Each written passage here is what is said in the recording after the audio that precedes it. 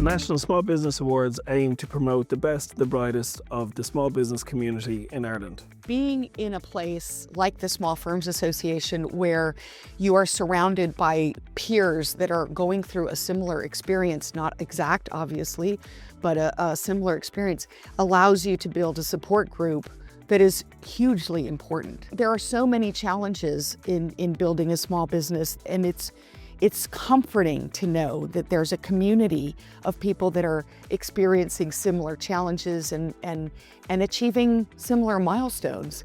And you can celebrate the milestones together as a peer group, and you can cry on somebody else's shoulder when things don't go the way that you had hoped or planned. I know how important networking is, but the SFA really encourage that. It's like we're all trying our best every day. We're all sitting behind a computer working on the business, but sometimes it's good to step out and meet with others that are going through the same challenges. So SFA has been an incredible network in helping us open our networks because it's at a national scale. We met people from all over Ireland. We've done collaborations with businesses through the SFA, and I'm really happy that we've been a part of it for the last number of years.